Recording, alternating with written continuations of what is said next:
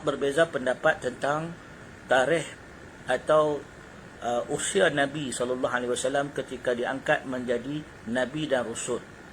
Al-Imam Baihaqi rahimahullah di dalam kitab Dalail Nubuwah menyebutkan bahawa Nabi SAW diangkat menjadi Rasul pada tanggal usia baginda 43 tahun.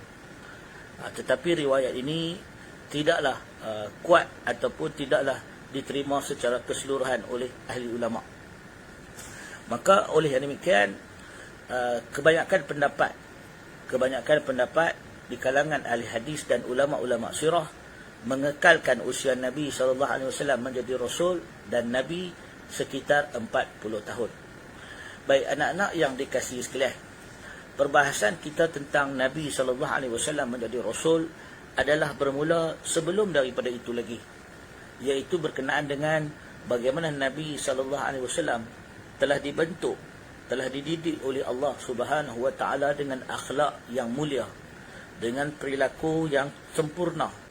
Maka Nabi Muhammad SAW diuji oleh Allah Subhanahu wa taala di usia yang muda dengan kehilangan bapaknya Abdullah ketika masih dalam kandungan ibunya Aminah. Begitu juga Nabi SAW diuji dengan kematian ibunya ketika masih usia 9 tahun atau 8 tahun dalam riwayat. Lalu Nabi SAW dijaga oleh datuknya Abdul Muttalib.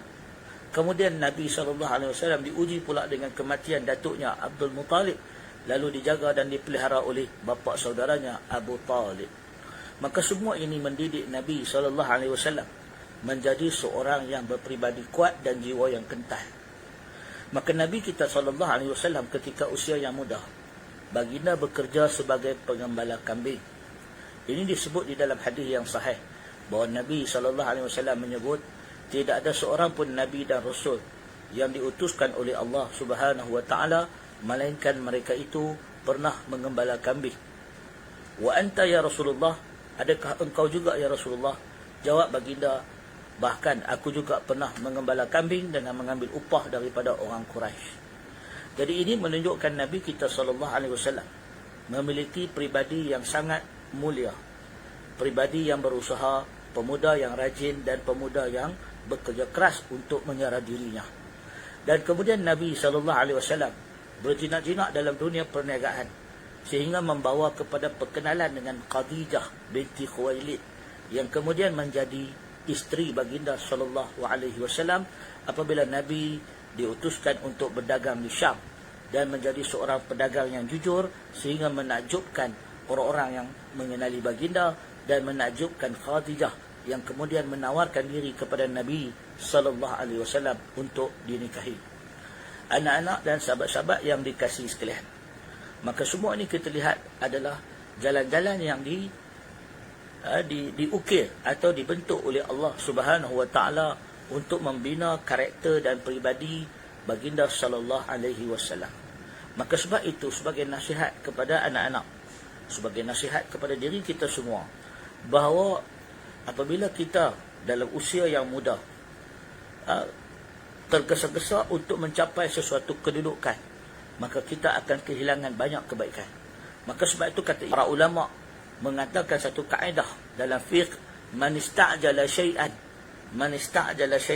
siapa yang tergesa-gesa untuk memiliki sesuatu qabla awanihi, sebelum sampai tempohnya, uqiba bihirmanihi, maka dia dihukum dengan terhalang daripada memiliki hal tersebut.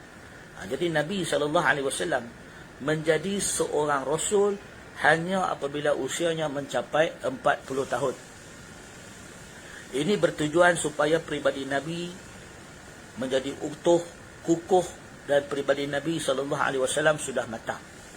Kematangan ini sangat penting kerana ia akan membentuk keputusan-keputusan yang bijaksana dan tindakan yang matang dan yang cerdik. Dari hasil pengalaman hidup telah teruji jiwa dan hidupnya dengan ujian-ujian kehidupan. Maka pada usia awal 40 tahun, Nabi SAW telah dididik oleh Allah dan didorong untuk menjauhi masyarakat Quraisy yang ketika itu menyekutukan Allah di dalam ibadah dan di dalam kehidupan mereka. Bahkan telah tertanam dalam jiwa baginda sallallahu alaihi wasallam sebelum Islam dan sebelum diangkat menjadi rasul, untuk membenci berhala-berhala yang disembah oleh orang-orang Quraisy. Maka kerana itu Nabi sallallahu alaihi wasallam membawa sikap menjauhkan diri. Nabi membawa sikap menjauhkan diri daripada masyarakat dengan mengasingkan diri ke Gua Hira. Tindakan Nabi sallallahu alaihi wasallam ini kalau dilihat adalah lebih kurang sebagaimana yang dilakukan oleh pemuda-pemuda Kahfi. Mereka mengasingkan diri dari masyarakat yang rosak dengan tujuan untuk menjaga kesucian jiwa mereka supaya keimanan mereka tetap utuh kepada Allah Subhanahu wa taala. Maka Nabi kita Muhammad sallallahu alaihi wasallam sebelum mengenal Allah, sebelum didatangi wahyu, didatangi malaikat Jibril, Nabi sallallahu alaihi wasallam mengasingkan diri daripada kerosakan semata-mata kerana kemuliaan akhlak dan pribadi baginda. Maka sebab itu kata Nabi sallallahu alaihi wasallam, "Fa khiyarukum fil jahiliyah." Orang yang terbaik di antara kamu fil jahiliyah, pada masa jahiliyah, khiyarukum fil Islam. Maka dia akan menjadi orang yang terbaik di dalam Islam. Iza faquhu, apabila dia menjadi orang yang faham atau faqih pada ajaran Islam. Maka ini yang disebutkan oleh Nabi sallallahu alaihi wasallam. Jiwa kita. Maka Nabi sallallahu alaihi wasallam sebelum menjadi rasul sudah menjadi manusia yang mulia, yang dipuji dan diangkat sebagai Al-Amin, orang yang terpercaya. Sehingga kan di dalam hadis disebutkan daripada Abi Jahal. Bagaimana diriwayatkan Abu Jahal yang merupakan musuh kepada Islam, atau namanya Amr bin Hisham. Abu Jahal pernah berkata kepada Nabi sallallahu alaihi wasallam, "Innama la nukazzibuka." Wahai Muhammad, sesungguhnya kami tidak mendustakan engkau. Kerana kami tahu engkau ni terpercaya. Kami tahu engkau ni jujur. Walakin nukazibu, mendustakan apa yang kau bawa, iaitu Islam yang kau bawa kepada kami. Islam yang kami dustakan, tetapi bukan peribadi engkau. Anak-anak dan sahabat-sahabat yang dikasihi sekalian, penerimaan wahyu, datangnya wahyu kepada Nabi sallallahu alaihi wasallam ketika baginda mengasingkan diri ke Gua Hira. Gua Hira ni kalau kita lihat daripada tempat tinggal Nabi di Mekah. Gua Hira kalau dikira dari tempat tinggal Nabi sallallahu alaihi wasallam di Mekah, dia adalah kira-kira terletak lebih kurang dua batu daripada rumah Nabi. Maknanya Nabi berjalan kaki sekitar 3 km lebih, 3 km lebih daripada rumah baginda sallallahu alaihi wasallam, daripada kota Mekah menuju ke Gua Hira bagi mengasingkan diri. Maka Gua Hira itu agak tinggi. Dia tinggi. Dia terletak di Jabal Nur. Di Jabal Nur. Actually nama Jabal Nur ni pun orang Arab tak sepakat. Sebenarnya orang Arab tak pernah bagi nama Jabal Nur ni. Kita yang bagi. Ulama-ulama bagi nama Jabal Nur. Kerana dia tempat Nabi Nabi menerima wahyu, menerima cahaya dari Allah. Wahyu tu diumpamakan sebagai cahaya, petunjuk. Tetapi nama Jabal Nur ni ulama tidak sepakat. Jadi kata para ulama, Gua Hira ni dia tinggi.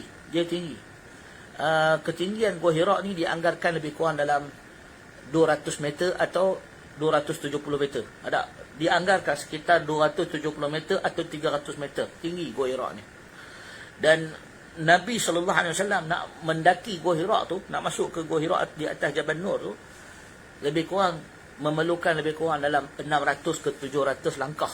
Ada lebih kurang kena manjat 600 ke 700 langkah untuk naik atas. Ini menunjukkan betapa usahanya Nabi sallallahu alaihi wasallam mencari tempat yang sunyi, mencari kawasan yang tenang untuk mengasingkan diri daripada masyarakat Arab yang rosak, yang penuh dengan keburukan dan kekejian daripada perangai dan tindakan mereka. Orang-orang Arab jahiliah ketika itu, apabila mereka melakukan umrah atau melakukan haji dengan mengelilingi Kaabah, mereka melakukannya dalam keadaan bertelanjang dan tidak berpakaian. Perbuatan-perbuatan seperti ini sangat keji dan tidak elok dipandang.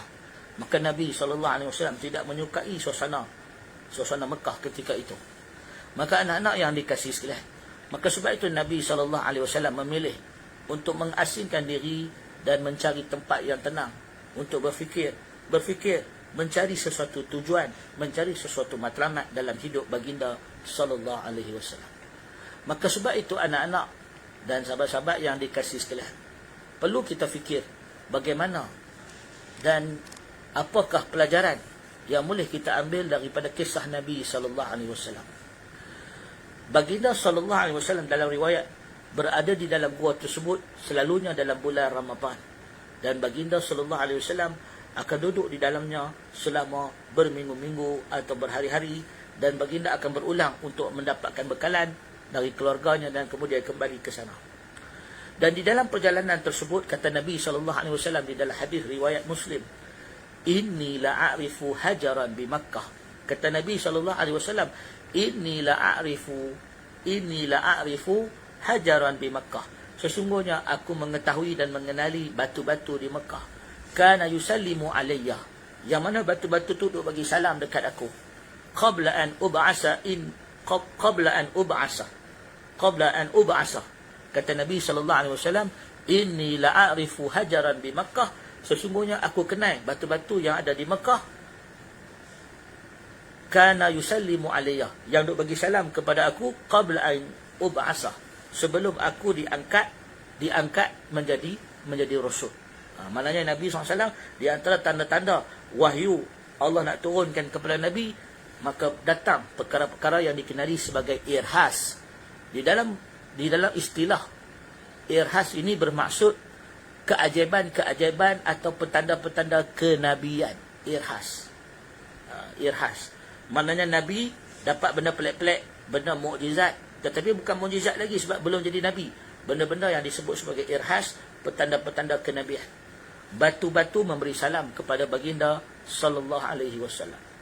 Kemudian Nabi sallallahu alaihi wasallam didatangi dengan mimpi. Ru'yah salihah. Nabi didatangi dengan mimpi. Diriwayatkan bahawa mimpi yang mendatangi Nabi sallallahu alaihi wasallam sebagaimana yang dinaqalkan daripada Imam Al-Baihaqi rahimahullah, Nabi didatangi mimpi selama 6 bulan. Nabi melihat cahaya di dalam mimpinya. Baginda melihat bahawa baginda mendapat cahaya yang mendatangi baginda. Kedatangan itu selama 6 bulan.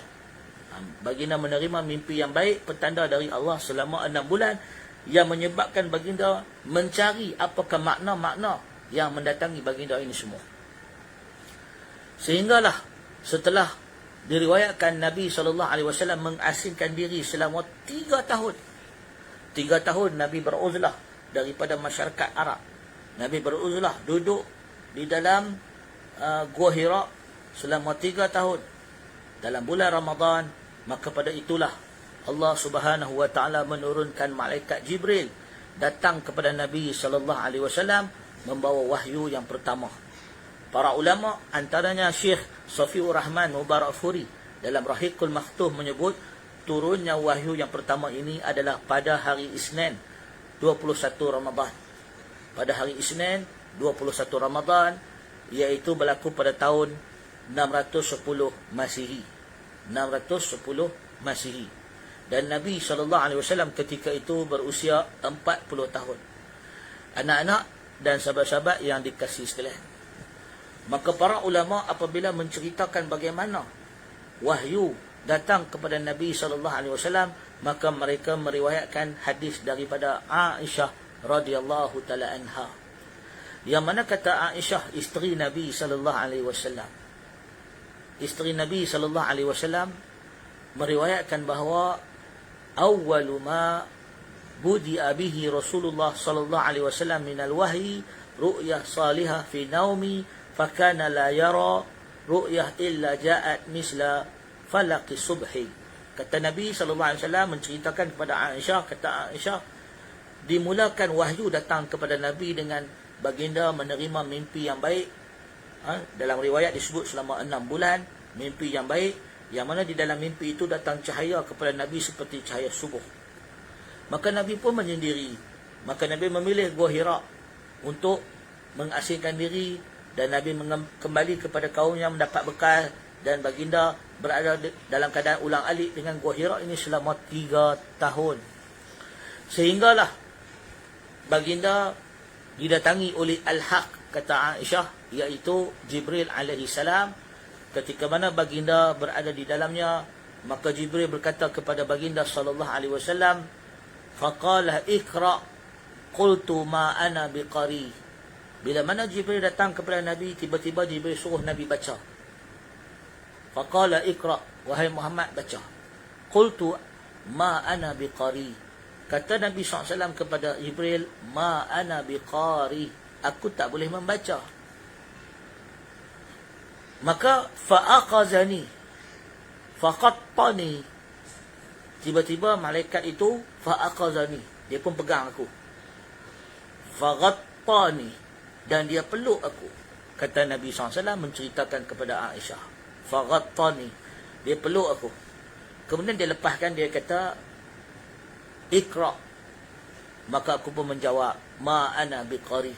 Lalu dia peluk lagi, dia pegang tangan, dia peluk lagi, lalu dia lepaskan kepada Nabi. Maka Nabi SAW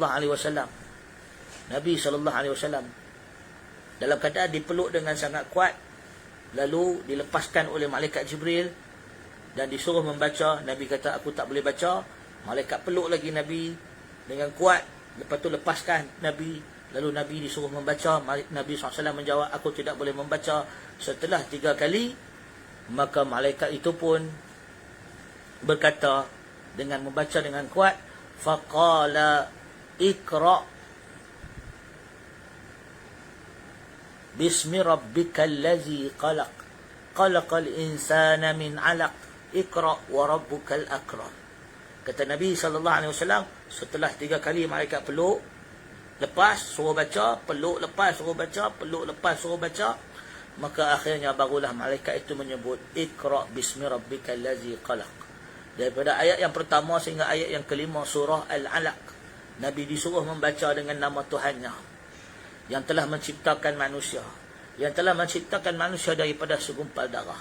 Iqra, disuruh membaca, wa rabbukal akram, bacalah dengan nama Tuhanmu yang maha mulia.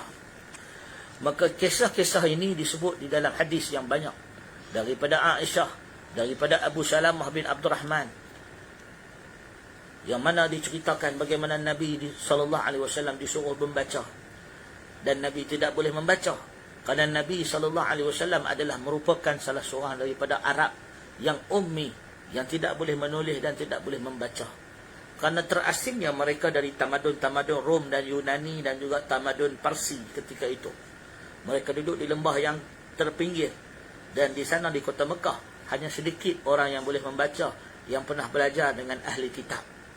Maka disebabkan itu Nabi SAW tidak boleh membaca dan menulis, dan Nabi menghafal Al-Quran daripada apa yang disampaikan oleh Jibril langsung ke dalam diri baginda SAW. Maka apa yang dibacakan oleh Jibril kepada baginda diulang-ulang oleh Nabi SAW kerana takut lupa. Tetapi Allah memberi keyakinan kepada Nabi bahawa kami akan membacakan kepada kamu supaya kamu tak lupa. Maka turunlah ayat yang pertama, wahyu yang pertama daripada Allah Subhanahu Wa Taala kepada Nabi kita Muhammad SAW, surah Al-Alaq ayat 1 sampai ayat 5. Dan turunnya ayat ini kepada Nabi SAW menyebabkan Nabi ketakutan kerana didatangi oleh malaikat Jibril. Ketakutan kerana baginda dilakukan seperti itu. Maka setelah itu Nabi SAW turun daripada Gua Hira, dan Nabi SAW melihat ke depan dan ke belakang, dan Nabi melihat ke kanan dan ke kiri. Dan kata Nabi SAW, ternyata yang memanggilku berada di antara langit dan bumi. Maknanya malaikat Jibril itu, dia datang daripada langit dan bumi besar dia. Ketakutan itu menyebabkan Nabi berlari pulang ke rumah. Fa'ataitu Khadijah faqultu dasiruni wasubbu alayya ma'an baridan. Kata aku kepada Aisyah, dasiruni maknanya selimutkan aku. Wasubbu alayya, orang-orang yang berselimut. Qum fa'anzir, bangkit, berilah peringatan. Wa rabbaka fakabbir, dan Tuhanmu agungkanlah. Anak-anak yang dikasihi sekalian, apa yang diriwayatkan datang kepada Nabi SAW, bahawa kedatangan ini menyebabkan Nabi SAW didatangi wahyu oleh Allah Subhanahu Wa Taala, menyebabkan Nabi SAW. Apa yang menyebabkan hal demikian adalah kerana Nabi SAW sebagaimana manusia biasa sebelumnya, ketakutan dan merasa bimbang dengan apa yang datang kepada baginda secara tiba-tiba, yang tidak dijangka, iaitu kedatangan wahyu, kedatangan malaikat yang membawa perintah daripada Allah Subhanahu wa taala dan wahyunya. Maka Nabi sallallahu alaihi wasallam dalam keadaan ketakutan, dalam keadaan bimbang, menyuruh Khadijah menyelimutkan baginda dan mencurahkan air yang sejuk atas diri baginda sallallahu alaihi wasallam. Dan kerana takutnya baginda berkata kepada Khadijah, aku bimbang dengan apa yang terjadi atas diriku. Maka jawab Khadijah, wallahi, lihat anak-anak dan sahabat-sahabat sekalian, bagaimana ciri-ciri seorang isteri yang salihah, isteri yang bijaksana, isteri yang berpengalaman. Wallahi la yukhzika Allahu abadan. Kata Aisyah, kata Khadijah menceritakan, demi Allah, Allah tidak akan mensia-siakan engkau atau menghinakan engkau selama-lamanya. Karena kata Nabi sallallahu alaihi wasallam bila mana mengadu kepada Khadijah, Khadijah mengatakan Allah tidak akan menghinakan engkau selama-lamanya. Innaka latasilu rahim. Karena engkau adalah seorang yang suka menyambung hubungan saudara. Wa tasadduqul haditha wa tahmilul kaila wa taqra'i dhaifah. Karena engkau ni seorang yang suka menyambung hubungan persaudaraan, memikul beban orang yang susah, memberi pada orang yang miskin, menjamu makan para tetamu, dan engkau orang yang Khadijah pun intalaqat, dia pun pergi beredah. Dia pergi mana? Dia pergi mendatangi Waraqah bin Naufal, pakciknya atau bapa saudaranya, Waraqah bin Naufal. Mendatangi Waraqah bin Naufal, seorang lelaki ahli kitab, seorang lelaki yang pernah berpengalaman dengan agama ahli kitab, agama Samawi. Yang mana Waraqah ini dia pernah memeluk agama Nasrani ketika mana sebelum Islam. Dan dia pandai menulis di dalam bahasa Arab dan di dalam bahasa Ibrani. Dan dia telah menterjemahkan kitab Injil di dalam bahasa Ibrani ke dalam bahasa Arab. Walau bagaimanapun, Waraqah ni seorang lelaki yang sudah tua dan buta. Kalaulah aku masih hidup ketika engkau ditanya oleh Nabi sallallahu alaihi wasallam, Nabi bertanya kepada Waraqah,